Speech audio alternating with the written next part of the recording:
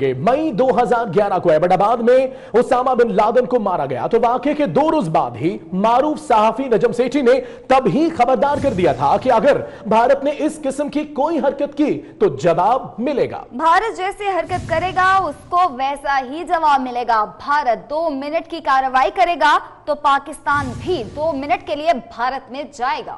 उन्होंने कहा कि भारत सिर्फ प्रोपेगेंडा कर सकता है, इससे ज्यादा कुछ नहीं कर सकता। उसमें उन्होंने ये भी कहा उस इंटरव्यू में कि अगर पाकिस्तान के खिलाफ भारत ने कार्रवाई की तो पाकिस्तान भी जवाबन भारत के खिलाफ कार्रवाई करेगा। अगर इंडिया ने ऐसी कुछ चीज की और अगर आए और 2 मिनट के अंदर वाघा से मुरीद के तक आए और वो ठाठू करके 2 चीजें फेंक के अपनी पब्लिक को खुश करने के लिए वहां खाली खेत में ही अगर करके चले जाते हैं, कहते हैं हमने लश्कर के ऊपर ये कर दिया वो कर दिया, प्रोपेगेंडा। तो फिर ये भी 2.5 मिनट में जाएंगे और 2.5 मिनट में आ जाएंगे, वो कहीं और जाके 2.5 मिनट में कर आएंगे। तो यहाँ अप्रोच ये है कि वो अगर 2.5 मिनट में आए और 2.5 मिनट में 2 बम मारे तो ये 2 मिनट में जाएंगे, 2 मिनट में आएंगे और 3 बम मार के आएंगे।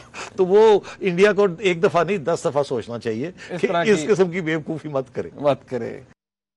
अगर इंडिया ने ऐसी कुछ चीज की तो और अगर आए और 2 मिनट के अंदर वाघा से मुरीद के तक आए और वो ठाठू करके 2 चीजें फेंक के अपनी पब्लिक को खुश करने के लिए वहां खाली खेत में ही अगर करके चले जाते हैं, कहते हैं हमने लश्कर के ऊपर ये कर दिया वो कर दिया, प्रोपेगेंडा।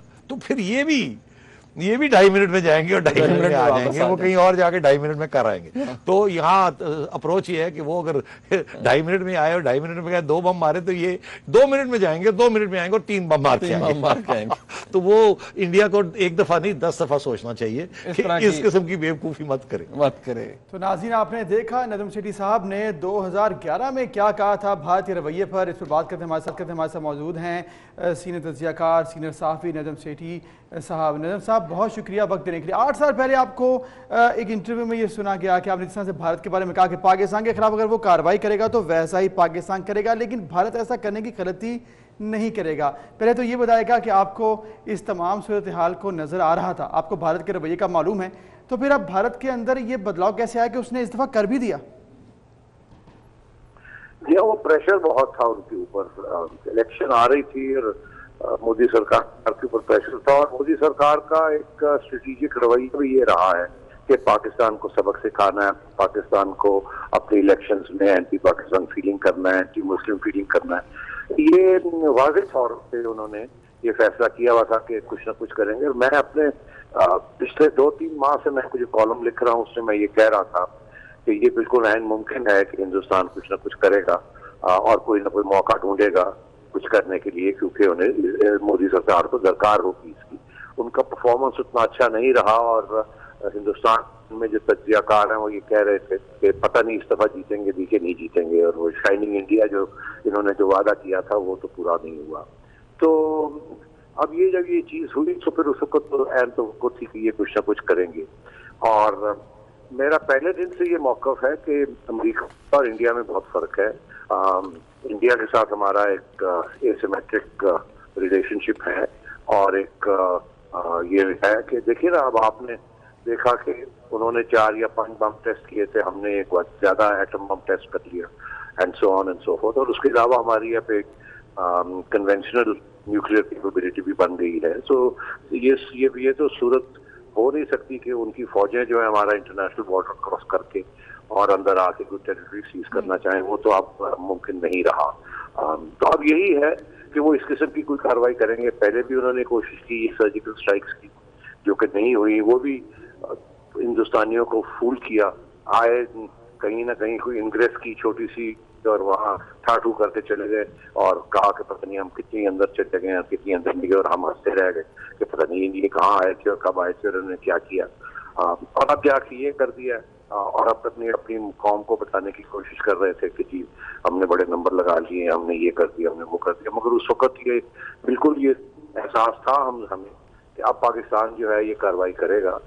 सवाल हमारे लिए ये था कि क्योंकि उन्होंने एक सो कॉल्ड टेररिस्ट कैंप को अटैक किया था, मिलिट्री टारगेट नहीं था, सिविलियंस नहीं थे, तो अब हम क्या करेंगे? और यही हिंदुस्तान ने भी सोचा होगा कि अब पाकिस्तान में इंटरनेशनली काउंटर अटैक तो कर नहीं सकता, क्योंकि हमने तो पाकिस्तान के ऊपर हमला नहीं किया, हमने तो टेररिस्ट के ऊपर किया।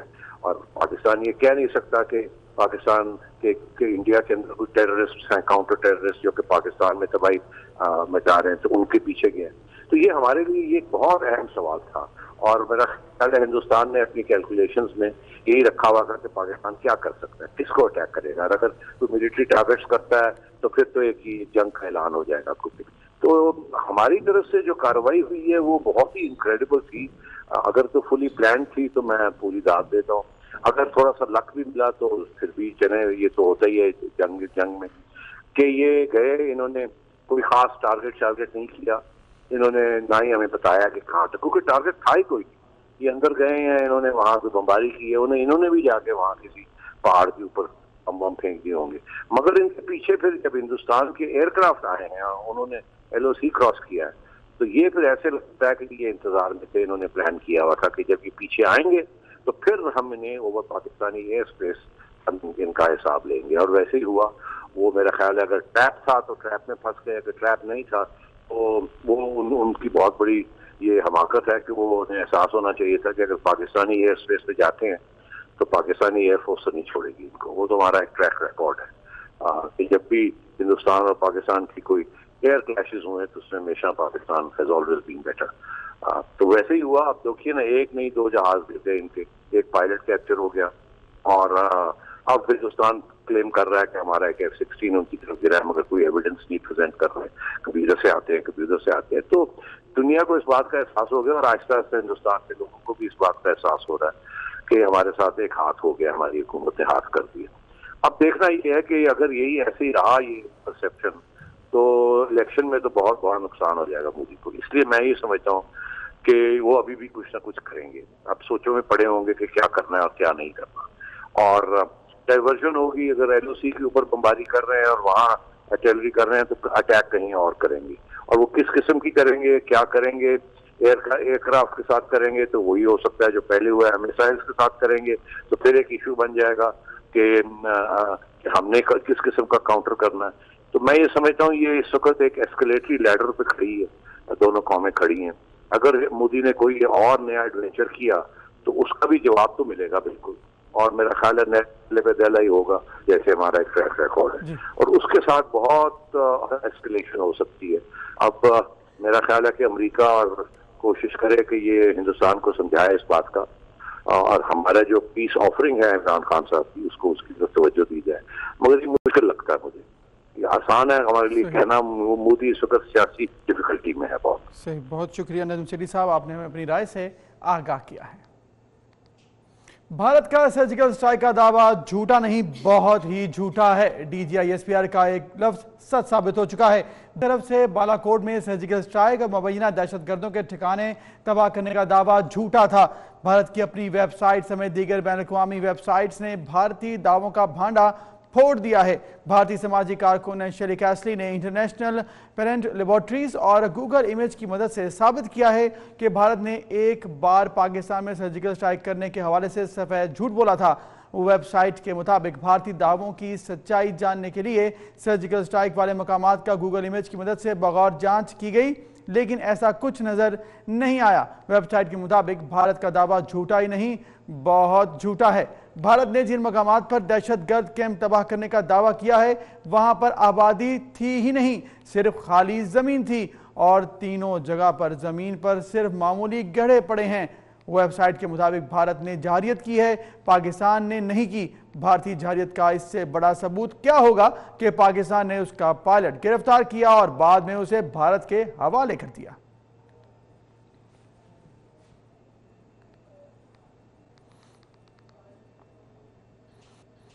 और अभी आपको बताएं, वज़ीर-ए-आज़म इमरान खान को अमीर कतर ने टेलीफोन किया है। तर्जुमान दफ्तर खारजा के मुताबिक अमीर कतर ने भारतीय पायलट को रिहा करने पर पाकिस्तान की तारीफ की है।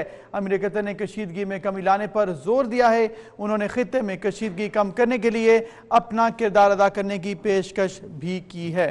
तो तर्जुमान दफ्तर खारजा के मुताबिक अमीर कतर ने भारतीय पायलट को रिहा करने पर पाकिस्तान की तारीफ की है। अमीर कतर ने कशीदगी में कमी लाने पर जोर दिया है।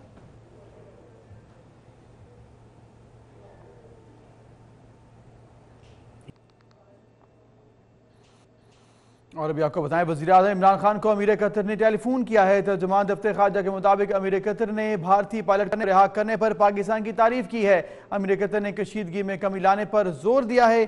انہوں نے خطے میں کشیدگی کم کرنے کے لیے اپنا کردار ادا کرنے کی پیشکش بھی کی ہے۔ تو ترجمان دفتر خارجہ کے مطابق امیر قطر نے بھارتی پائلٹ کو رہا کرنے پر پاکستان کی تعریف کی ہے۔ امیر قطر نے کشیدگی میں کمی لانے پر زور دیا ہے۔